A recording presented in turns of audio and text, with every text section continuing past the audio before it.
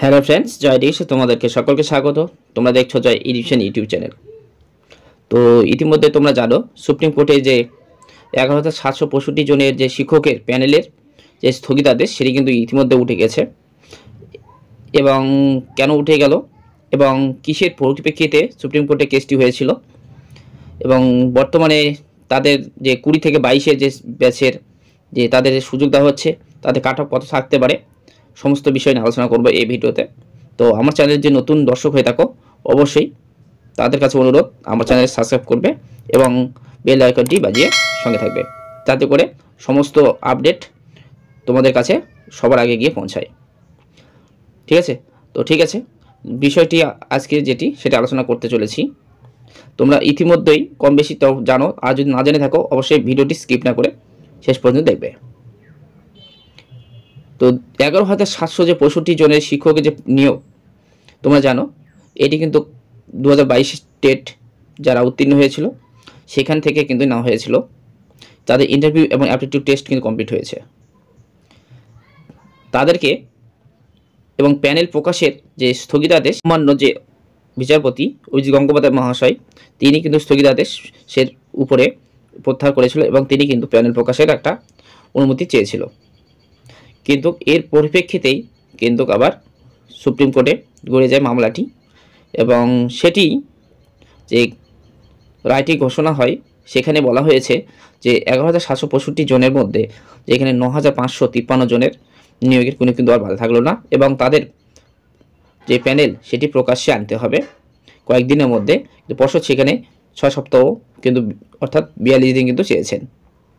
তো আমাদের এখন দেখার যে 2020 থেকে 22-এর যে তাদের যে ইন্টারভিউ প্রক্রিয়া বা অ্যাপটিটিউড টেস্ট তাদেরকে কিভাবে নেওয়া হবে এবং তাদের ইন্টারভিউ প্রক্রিয়া বা অ্যাপটিটিউড টেস্ট যে ভাইভাটা হবে তাদের কাট অফ কত যেতে পারে সেটি বিষয় নিয়ে কিছু অল্প করে তোমাদেরকে জানিয়ে রাখছি। যারা 2022-এর টেটটি পাস করেছো এবং 20-22-এর যারা ডিএড যারা অংশগ্রহণ করেছো, শংসাপত্র পেতে যাদের দেরি হয়েছিল তাদের ক্ষেত্রে এই মামলাটি, ঠিক আছে, তাদের পক্ষেও কিন্তু এটি একটি নির্দেশ করেছে। তো ইতিমধ্যে যারা 9,553 জনের নিয়োগের যে প্রকাশ প্যানেল সেটি প্রকাশিত হতে চলেছে। এই কবে বাড়াবে? খুব শীঘ্রই এটি আজকেই যে একটা মামলার যে রায় সেটি প্রকাশ হলেই সঙ্গে সঙ্গে তোমাদের কিন্তু যে প্যানেল সেটি কিন্তু প্রকাশ হতে চলেছে। আর বলার ভালো যে 20 থেকে 22 যে ব্যাচের যে ইন্টারভিউ প্রক্রিয়া সেটি কাট অফ তোমরা জানো ইতিমধ্যেই, সেই কাট অফের নিয়ে আমি একটি ভিডিও করেছিলাম। তোমরা বিগত যে বছরের কাট অফগুলি তোমরা দেখতে পারো, ঠিক আছে।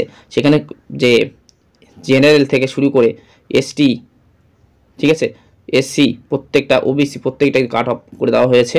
তোমরা ধরে রাখতে পারো তোমাদের যে কাট অফ কত যেতে পারে। যে জেনারেল ক্ষেত্রে তোমরা ধরবে 30 থেকে 32-এর মধ্যে। তোমরা জানো, আর একটা কথা বলে রাখছি যে এবার যে তোমাদের যে ইন্টারভিউ প্রক্রিয়া বা অ্যাপটিটিউড টেস্ট হতে চলেছে সেক্ষেত্রে কিন্তু এবার ভিডিওগ্রাফি করা হবে, ঠিক আছে। আর আগের যে ইন্টারভিউ প্রক্রিয়াতে সেগুলোকে কিন্তু অ্যাটেন্ডেন্স হিসেবে 1 নম্বর 2 নম্বর করে দেওয়া হতো, সেখানে কিন্তু এবার সেই বাধ্যতামূলক করা হয়েছে কিছু নম্বরের ক্ষেত্রে। প্রত্যেকে অ্যাটেন্ডেন্স দিলেই তাদের কিন্তু একটা বাধ্যতামূলক কিছু নম্বর থাকবে। এছাড়াও ভিডিওগ্রাফি করা হবে পরবর্তীতে কোনো ক্যান্ডিডেট কিন্তু আবার তার পরিপ্রেক্ষিতে ভিডিওগ্রাফি তারা কিন্তু অ্যাপটিটিউড টেস্ট থেকে ইন্টারভিউ প্রক্রিয়ার সমস্ত ভিডিওগ্রাফি তা দেখার একটা সে চ্যালেঞ্জ করতে পারে কোর্টে। তার জন্য একটা যারা এখানে ইন্টারভিউ প্রক্রিয়ায় ইনচার্জ থাকবে, যারা এখানে প্রতিনিধিত্ব করবেন তাদেরও একটা ভয় থাকবে যে কোনো কারণে যদি কোনো ক্যান্ডিডেটকে কম নম্বর দিয়ে থাকে তাদেরকেও কিন্তু একটি বিচারাধীন প্রক্রিয়ার মধ্যে আসতে হতে পারে। তারাও চাইবে না যে কোনো ক্যান্ডিডেটকে তাদের কম নম্বর দিয়ে পরবর্তীতে আইনের মধ্যে তাদেরকে আবার জড়ানো হোক। সেই ক্ষেত্রে একটা তোমাদের কিন্তু একটা কাট অফটা হওয়ার একটু হলেও বেশি হওয়ার একটা চান্স রয়েছে। প্রত্যেক ক্ষেত্রেই ধরে নাও তোমাদের ইন্টারভিউ প্রক্রিয়াতে 2 থেকে 3 নম্বর কিন্তু তোমাদের এবার আগের থেকে কিন্তু নম্বর একটা হাই হওয়ার সম্ভাবনা রয়েছে। তো তার ক্ষেত্রে তোমাদের একটা বিশেষ আলোচনার বিষয় যে ইতিমধ্যেই তোমরা জানিয়ে থাকবে যে আমাদের যে মুখ্যমন্ত্রী তিনি কিন্তু মমতা বন্দ্যোপাধ্যায় মহাশয়া তিনি কিন্তু বারবার বলেছেন যে আইনি জটিলতার কারণেই কিন্তু আমাদের যে প্রাইমারি থেকে প্রত্যেকটা শিক্ষক ক্ষেত্রে যে একটা সীমাবদ্ধতা রয়েছে তার উপরে ভিত্তি করেই কিন্তু আমাদের ঢিলেমি হচ্ছে। তো যাই হোক, এই যে রায়, এই স্থগিতাদেশ উঠে গেল সুপ্রিম কোর্টে ডিভিশন বেঞ্চে।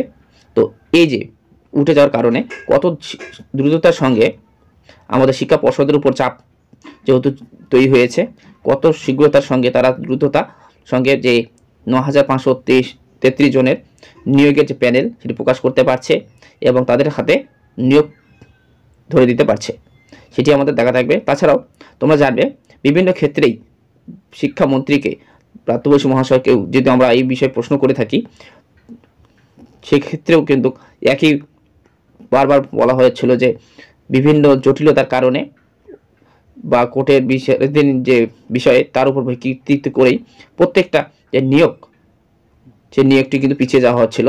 তো এবার আর কোনো 2022-এর যে কোনো ঢিলেমিতে থাকার কথা নয় এবং কত তাড়াতাড়ি তাদের হাতে নিয়োগপত্র দেওয়া হবে সেটি কিন্তু দেখার। তো তোমাদের কি মনে হয় তো কত তাড়াতাড়ি এটি মানে নিয়োগ দিতে পারে?